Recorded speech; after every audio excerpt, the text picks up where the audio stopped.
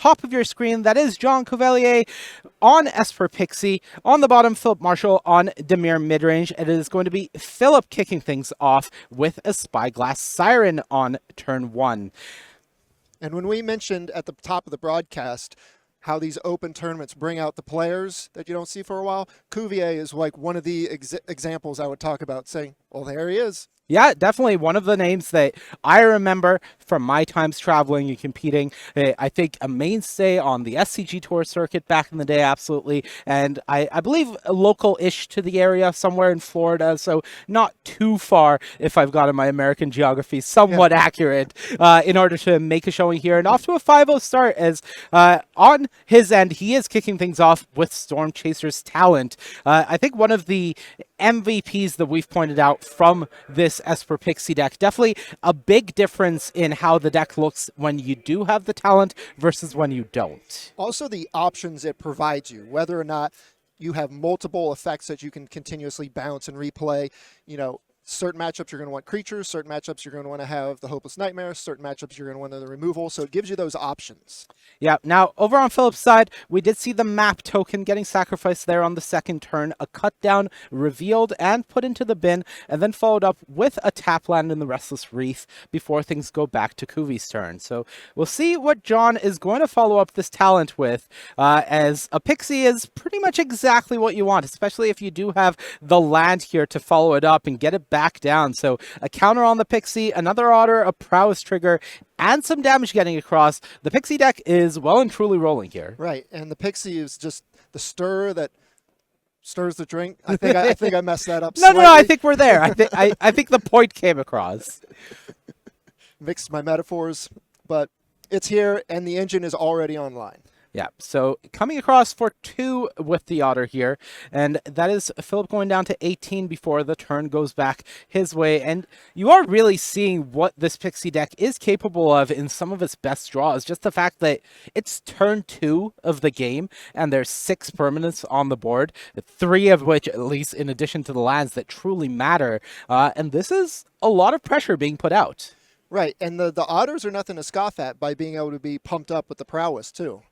Yeah, so go for the throat, taking care of the Pixie, the Spyglass Siren coming across for 2 damage, and Philip passing the turn back with 1 mana remaining. Getting a minor look at Philip's hand, I do see at least a couple of lands, if I'm seeing correctly. So maybe not as much action as he would like to work with. But for Cuvie, there's a lot to work with there. I think there's at least 1 copy of Hopeless Nightmare in this hand. Might be a go for the throat, 2 lands. So a lot of gas still remaining. Yeah, we've got the Nowhere to Run, another one of the targets you can bring back to your hand. Machine gun down some creatures. Yeah, and getting those Prowess triggers as well means this is a big attack for 4 damage coming across, and then a Surveil land as the follow-up means that Cuvelier very much in the driver's seat here in the first game. I am interested to see, now that we're getting this deck on camera again, how deep we go with the Storm Chaser's talent. Is this a thing we're getting to the point where we can level up and rebuy things? Or is it really we're just wanting that first class or that first level, you know? Yeah, it definitely is a question of where the game is going, right? Because right now, with 2 copies of Hopeless Nightmare in hand, it is almost certainly in John's favor to fire those off, get these Prowess triggers, and really more or less lock the door on this game here. But in the following turns, if you just have some extra mana, then the talent is a great place for that extra mana to go. Yeah, having a little fallback plan is nice. All right, so the first Nightmare came down, got a land out of Philip's hand.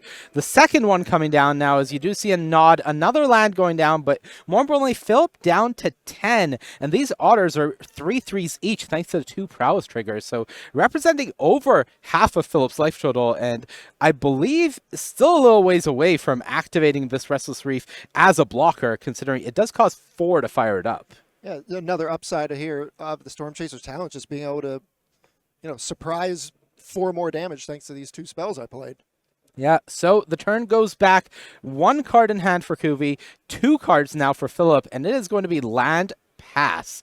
Notably, with that 5th land, the Restless Reef is now alive as a blocker, but as things go back, the question is, does Cuvelier have a removal spell to just lock this game? I thought I saw a go for the throat earlier, but that may have been that nowhere to run, as we are working with limited information here, of course, not getting perfect looks at what is in the player's hands. Yeah, and if he does have the removal spell tapping out to animate that reef, it's going to be lights out. All right, well, it is going to be the Optimistic Scavenger kicking things off for the turn. So not exactly what you're looking for, but at least a start. And for Philip, it is going to be go for the throat on the end step, as ultimately not having an answer did mean that John just passed the turn back without an attack in the face of that Restless Reef. And if you're Philip, you got to be happy at that. You got him to pump the brakes. No attack. You dealt with a threat, and now you have a chance to peel back.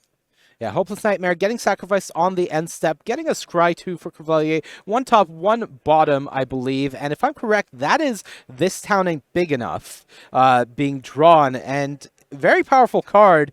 Not exactly what you're looking for in this position, but at least being able to...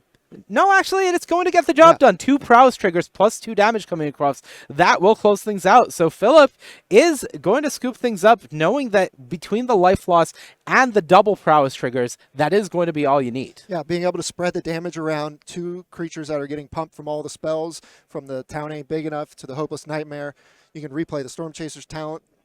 You've got plenty of damage there. Yeah, and actually, excuse me, it's 3 prowess triggers because of This Town Ain't Big Enough as well. So game 1 going to Esper Pixie, and that was one of the most dominant games we've seen from the Pixie deck so far. That was impressive, and I can see if you play a matchup like that and your deck functions like that, you can be like, yeah, this deck's the real deal. And you know what? I do want to point out, because I did see John post earlier to social media this week that he was locking in his deck for the weekend, and that came alongside a screenshot of him being number 7, I believe, on the Mythic ladder in MTG Arena. So definitely putting the work in, of course, early in the season, but has put the work in to prepare and felt good about his deck choice, and so far is showing.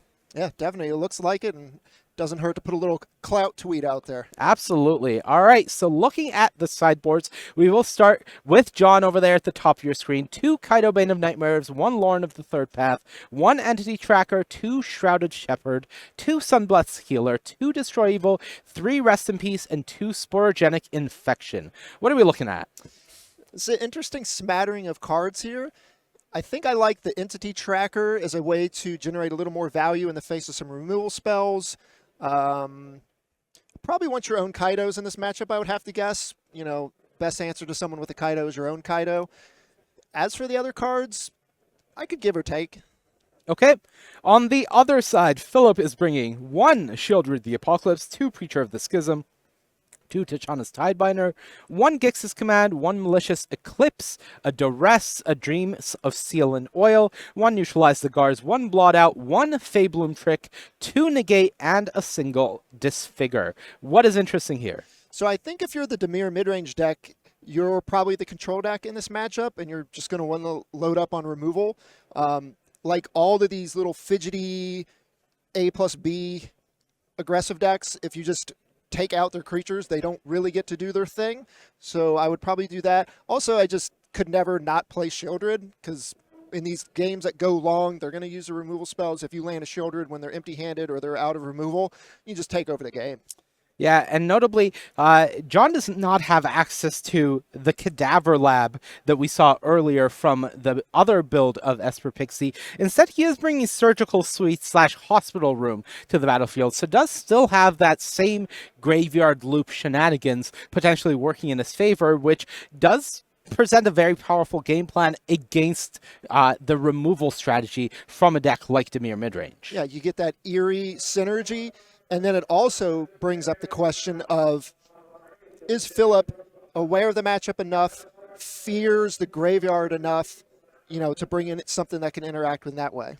Yeah, so as we do see the players are finishing shuffling up and hands being drawn, we will get out of our sideboard graphic and head into Game 2. John Cuvelier up a game with Esper Pixie. Philip Marschall trying to bring it back on Demir midrange. And it does look like a keep. Maybe Philip is still thinking about it. Yeah, it looks like he's actually still pondering whether this hand is a keep or not. Yeah, head and hands there. Might have a borderline one. Yeah, borderline one. I do see a lot of lands. So the question is it too many lands or is it a keep? A keep for both players. And turn 1, no play, island go from Philip Marschall as we go back Cuvie's way. And for him, a turn 1 Spyglass Siren kicks things off. Yeah, much like the Demir deck usually has, but in John's seat, he's got the 1 drop. All right, for Philip, a second land past the turn back here, as that is a Soulstone Sanctuary joining the board. Not offering black mana, and perhaps that is one of the choke points of this hand that Philip was thinking about. So we'll see where John takes this from here, as it is an attack for 1 with the Spyglass Siren before deploying a second one, and now a Hopeless Nightmare joining the board. Whole lot of cardboard on the battlefield already. And yeah, I think I got a better look at Philip Marschall's hand. It does, in fact, look like no black mana available there. A Fairy Mastermind likely to join the board here at the end step, but a cut down being discarded, and I think it's just these 2 lands with no follow-up or black mana available, as it is actually a Floodpits Drowner that joins the board here, and that's a swamp. That's what he needed. The hand was on the fence, needed a black source. It looks like he has it now. Hate to have to discard a cut down, but might have been uncastable at the time. You don't know what the top of the deck's going to offer. All right, and we did hear Anthony Lee and his group talking about the power of Preacher of the Schism as a threat against these Esper Pixie decks. Philip Marschall seems to have come to the same conclusion, as we do see the Preacher getting deployed here, and John's hand, not overly exciting. I think it's 4 lands, and this town ain't big enough, so this town ain't big enough will buy some time, but ultimately 4 lands is not where you want to be in this position. Those map tokens can do some work for getting you out of this, but you can only buy so much time against the Preacher before it starts taking over the game. Right, and this might be one of the downsides of the Pixie deck, is sometimes you can have slightly dysfunctional draws when you have this many moving pieces, and you're not getting amazing stuff out of the same town, but you got to do what you got to do. All right, well, it is this town ain't big enough that is the play, bouncing the Preacher of the Schism from Philip and the Hopeless Nightmare before John deploys that one again. That's that Fairy Mastermind going to the bin, and 2 more life getting lost, but ultimately, it is a pass. John not wanting to trade damage between a Siren and a Floodpits Drowner, wanting to present that as a blocker. So back we go Philip Marschall's way, and it looks like another land drawn, if I'm not mistaken, joining the hand of Preacher of the Schism. And the trade offered, the trade taken, Preacher coming down, and back we go John's way. No 4th land, as I thought I had seen. So a grip of lands there. John's going to probably do some mapping. Yeah, another land drawn for Cuvelier. So that is 4 lands in hand, and that means we are heading to the map tokens to try to fix up this hand. Map token 1, another land into the hand. It goes, no counter. The threat is small. Map token 2, or does John want to play a 3rd land and go for a potential Hopeless Nightmare sack, trying to get a little more looks in order to fix this hand? As Optimistic Scavenger, I'm going to say it would be very optimistic to keep that one on top. You got a good one there. All right, the Scavenger is going to the graveyard, I think. John maybe giving it a second thought, but I would be shocked. Rethinking it now. I mean, on one hand, if you draw a bunch of enchantments and things to synergize with it, it's going to be one of your bigger threats. On the other hand, it doesn't matter how big the creature's going to get when you have Preacher on the other side with Death Touch. So maybe you throw it away and hope for something better off the top, a way to answer the Preacher outright. And now you do get a Surveil here, so maybe the Surveil will give you some more to work with, but nowhere to run. Not great when you're facing down a Preacher, and that means that's another one that goes in the bin. Yeah, just 1 point away from being relevant against the Preacher, but that break point is huge. So back we go Philip Marshall's way, and here is an attack from the Preacher, and that is going to be a way for Philip to start taking over this game. As we do see the damage coming across, and what is the follow-up for Philip Marshall? There comes the token. Yeah, just of course waiting for that to get made here. And no land, pass. I do believe there is a copy of the Curiosity in hand, as well as a Tishana's Tidebinder, another Spyglass Siren hitting Cuvelier's hand, but still no real gas to work with. So we're just going to see land come down, Siren coming across for 2 damage, and the follow-up Siren is there if that is the route Cuvelier wants to take. Yeah, Flying Man, not the best top deck at this stage in the game. You do obviously get the map token with it, but you're looking for some of your more high impact cards. Yeah, and likely wanting to use this map token on the untapped Siren here rather than trying to get extra damage. You're hoping that this will be a spell, so you have a 2/2 that more or less blanks this 1/1 lifelinker from being able to attack profitably, and that's what you're looking for when you are in a somewhat racing scenario. Now we've got another room on the top here. That is that surgical suite that we talked about earlier, and that is going to get kept on top. That is a way to bring back the Scavenger or Spyglass Siren from the graveyard and give you some more resources to work with. So that is one that Cuvelier is happy to keep on top, but unhappy to see a cut down coming out from Philip, as that will clear the way for a nice attack from this Preacher as well as that Vampire to gain some life back. So with the knowledge of the suite looming on the top there, how does Philip want to go about attacking here and planning out his next turn? Does find a 4th land, but it's another Sanctuary, so no Enduring Curiosity for Philip. Lacking the 2nd blue to go about that one. Preacher is going to attack, and that means 3 damage coming across, 1 life being gained for Philip here. Another Vampire made, and the board is starting to go wide. Still a Tishana's Tidebinder in hand as well, so that will be very nice for dealing with something like this Surgical Suite that Philip knows is on top, and that is all the gas that Cuvelier has access to. Philip doesn't know that, but we do. Yeah, and yet another game, Preacher just putting on a clinic here.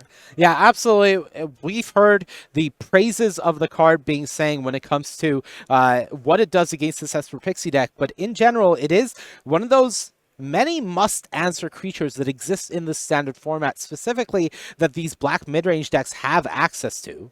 And let's see if this room will draw out the Tishana's Tidebinder. Does not look like it. It does look like Philip is allowing that to happen. So we'll see what the follow-up is, or whether Philip just has something better to use his mana on and doesn't really care about a Spyglass Siren coming back. Yeah, at this point, another 1/1 that could possibly be a 2/2 is not the biggest deal. Yeah, and I think Philip has very much gotten the message at this point that John's hand is bad. Like, he doesn't know how bad, but it is bad. And these map tokens are not making it any better. Yeah, he's got the information that there's been a lot of lands. All right, so back we go, I believe, Philip's way. John first going to open the 2nd door here on the Surgical Suite. Yeah, and it looks like John could be the one that could use a couple creature lands on his side of the board. Yeah, I'm curious if we're going to see Philip get very aggressive here, turning one of these Soulstone Sanctuaries into a creature on the end step. Opting not to, and instead just going to go for the throat, the attacking Siren, not wanting to let it get bigger and push some damage across, and that means these Vampires are still very much live attackers here. Yeah. And the army's only going to keep growing. All right, 13-12. So this is the last attack from the Preacher where you are getting a token out of it, and the life total gap is widening in your favor now for Philip. Yeah, and if you're John, you were already in a bad spot, but now the Preacher's going to open up a way to generate more cards for Philip. So I think the time to answer that Preacher is now or never. All right, would be surprised if we don't see an upkeep sacrifice of the Hopeless Nightmare here from John. Just getting some extra scries to work with before heading back into his turn. Land Destroy Evil. Destroy Evil, good enough to keep here. Checks the box. Land, not so much. Yeah. And that'll at least buy some time.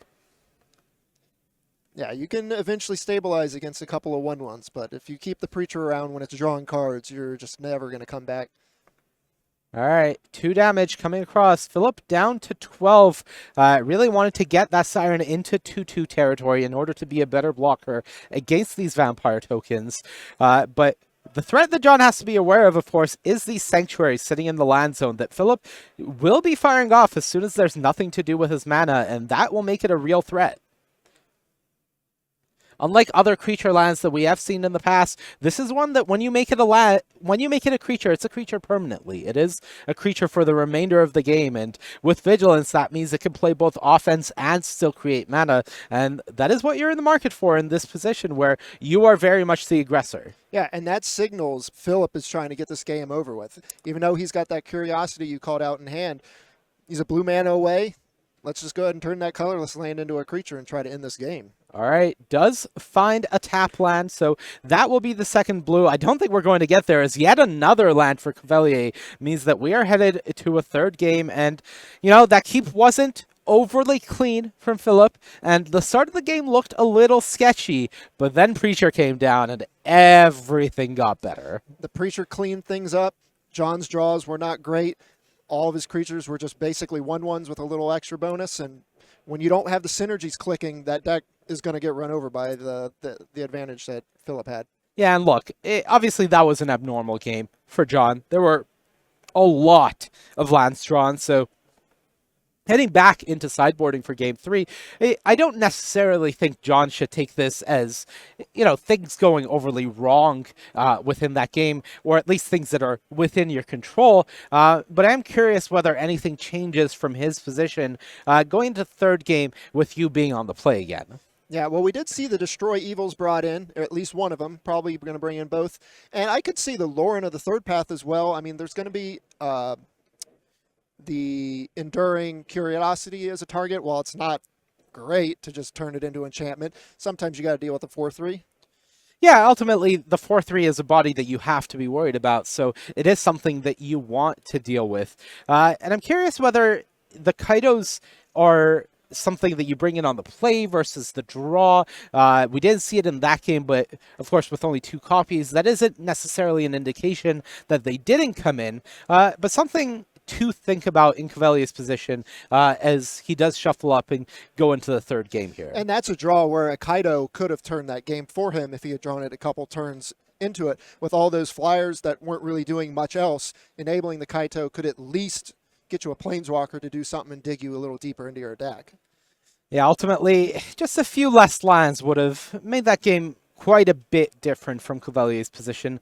But now it's time to do what Magic players do best, shake it off and move into the next game. That is in the past. You have one game in front of you, and this is the first big milestone for the day. Of course, there's still a lot more Magic to be played, 9 rounds total today, but 6 is the magic number for guaranteeing that you come back from day 2. If the wheels fall off from here and you have an awful rest of your day, you are still guaranteed back for day 2 if you start things off at 6-0. So yeah, this game guarantees one of these players into our second day of competition. Punching your ticket for day 2 is nice, relieves a little stress. You know you're going to be there no matter what. Obviously, you would like to keep the wins rolling, but knowing you're there can relieve a little bit of pressure. And I think for John, you know, you play these A plus B decks like this, or these little synergy decks, sometimes you're going to have a fail state. Yeah, absolutely. He's been here before. He's been doing this long enough where he knows that happens and how to shake it off and move on. And move on we have as John taking a look at his hand for game 3, going to be a mulligan from him. Philip looks like a less questionable one this time around. He is going to be keeping, and he seems pretty comfortable with that one. Yep. Didn't have to debate that one. He's probably got all of the colors of mana he needs. And now we wait to see if John can find a workable hand. All right, shuffling up for game 3 with Esper Pixie. And I think that is definitely what we've seen from this Pixie deck is it is a little feast or famine. The games where it does its thing, it looks nigh unstoppable. Really, nothing can break its hold on the game. The games where it stumbles a bit, they're looking a bit more sketchy than I think we would like. Yeah, they often resemble limited games when they're not doing their thing. Yeah, and I think that is, we talked about this sort of bounce strategy being something we've seen in Pauper before, and being good enough to make its way into Standard, but, you know, some of the downfalls of cards that on their own aren't necessarily powerful enough to be in a Standard format. It's the synergy among all of them that really makes them click, and notable missing card from that second game, Storm Chaser's Talent. Yep. Didn't see that one. Yeah, and when you go card for card looking at the deck list, there's no debate which deck has the stronger cards on average.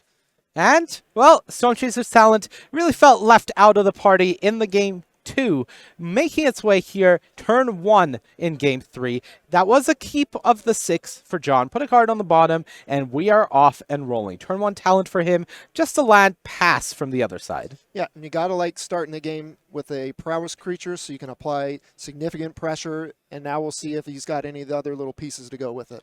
Yeah, I did see a Fear of Isolation in John's hand, so at least one way to pick up and reset this talent. Also, a land and a Destroy Evil there left in hand here, so quite a solid hand to work with. Not going to get got by a preacher this game. Not yet, at least.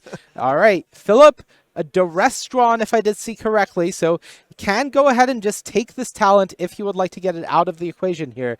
But opting to pass the turn, I believe it go for the throat in hand. Maybe wanted to just use that to deal with the Fear of Isolation.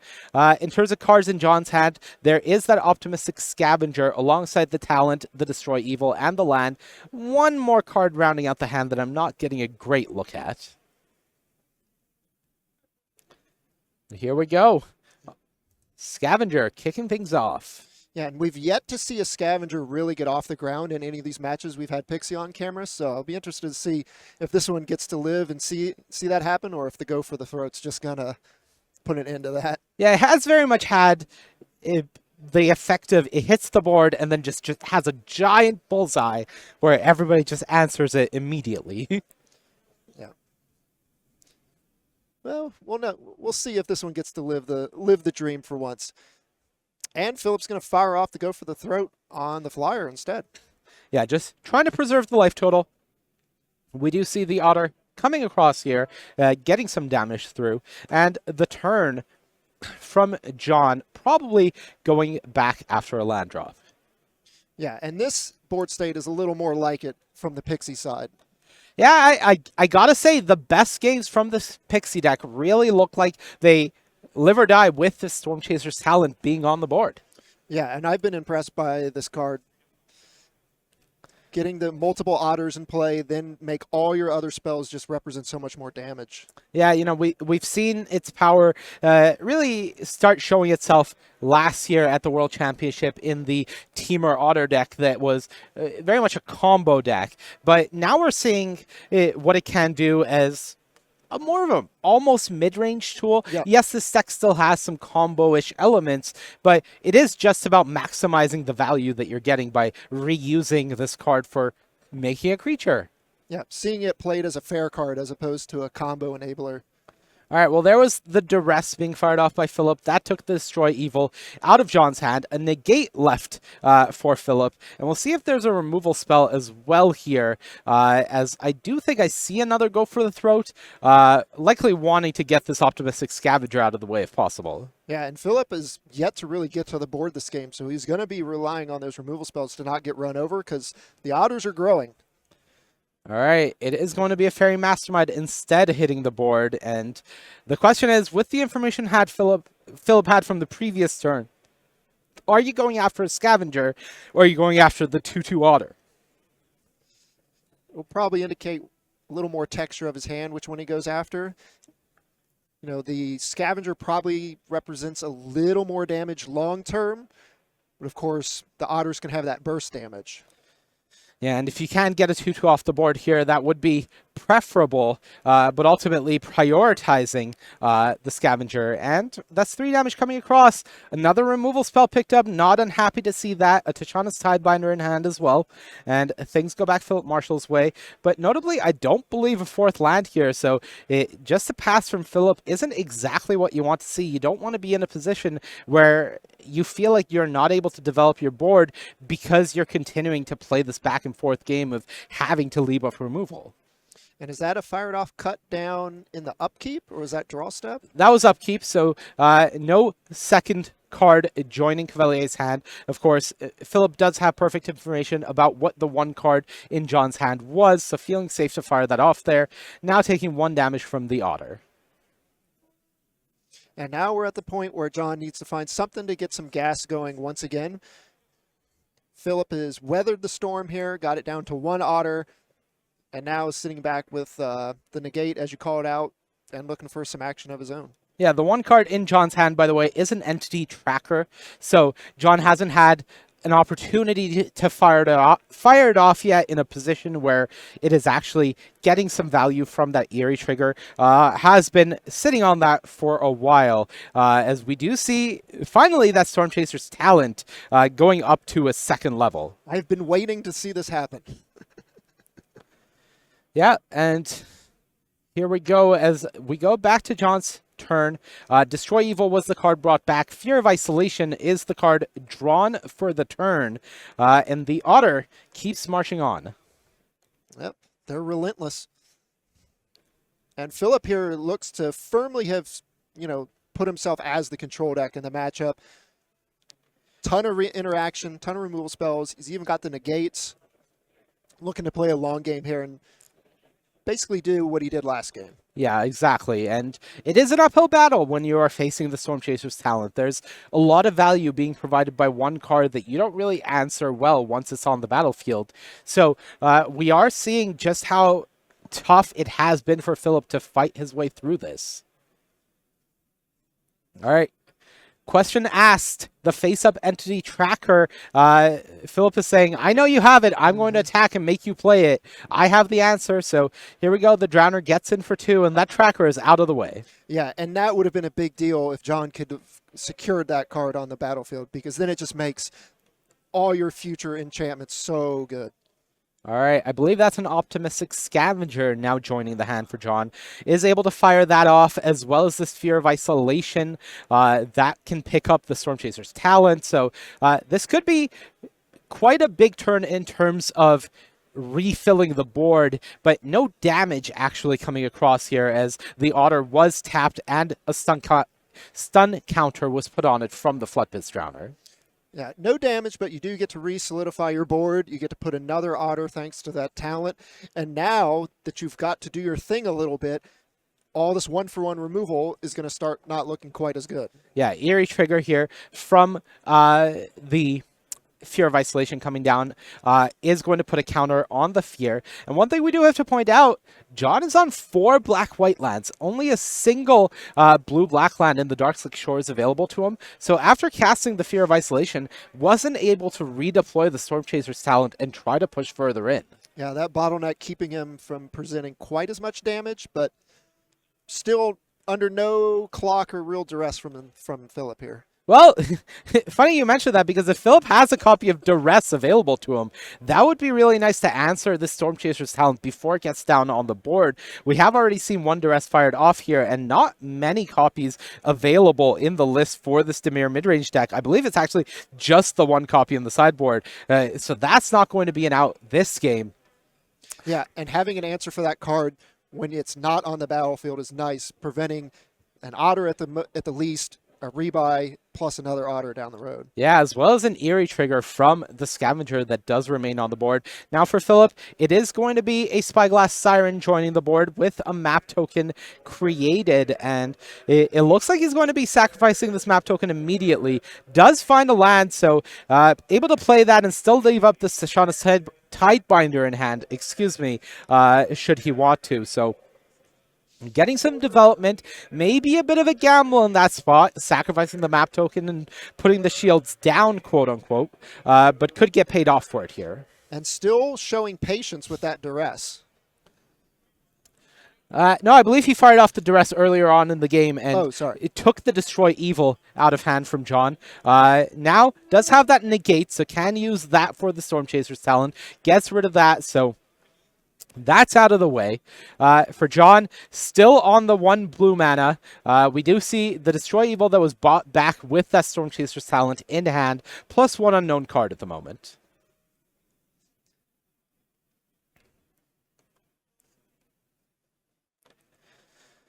And here we go. It is an attack with both creatures here coming across. The Otter does have a prowess trigger from the talent getting cast. The Fear of Isolation is a 3/4. The Optimistic Scavenger not coming across. And finally, we do see a Seachrome Coast joining the board as the second blue source for John.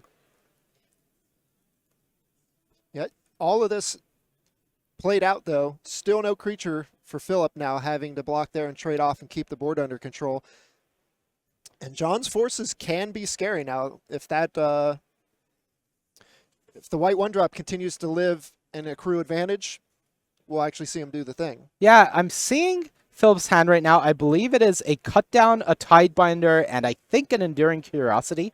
So at least the cut down can deal with the Scavenger. The Curiosity, Philip knows, is answered by the Destroy Evil, at least half of it. And with no other creatures, not doing great in terms of the other half. And the Tidebinder not doing anything to check this Fear of Isolation. So here Philip goes for the Curiosity. This forces the Destroy Evil out from John, and then he can use the cut down to deal with the Scavenger.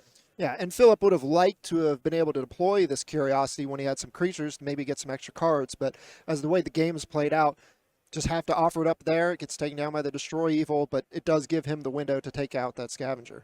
Yeah, as far as I can tell, no Restless Reef available for Philip in the land zone. So no creature land to get some value out of this Curiosity that is now on the board as an enchantment. But the bigger problem is there's a massive clock here in this Fear of Isolation. 3/4 against 7 life. That is an issue. I believe Philip did draw a second copy of Curiosity. So if John doesn't have more gas to follow this up, which at the moment in top deck mode hasn't found any, then that could completely turn the tide of the game. Yeah, having a way to accrue some advantage, finally flip the tables, but nope, nowhere to run was the draw.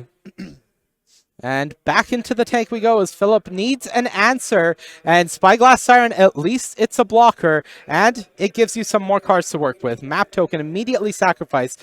Preacher to the Schism.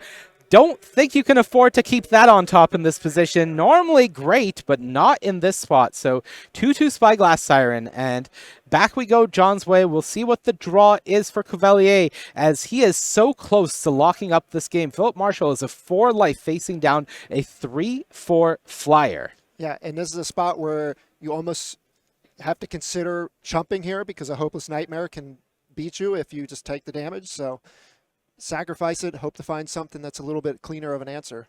Yeah, and there's a Storm Chaser's talent. I believe it's finally time for this Tishana's Tidebinder to come out.